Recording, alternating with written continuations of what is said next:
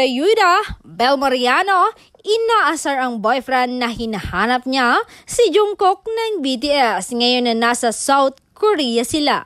At inaasar pa niya daw na mauna daw siya umuwi at nang magstay pa siya ng 2 days para hanapin daw si Jungkook. Naasar naman daw si Donato na bumanat ng "Nandito naman ako, bakit hinahanap mo pa siya?" Nasabi niyang nagpapakyut na ikinatuwa at kinilig ng bawat team. Yan po ay kwento sa isa sa mga team ni Bel.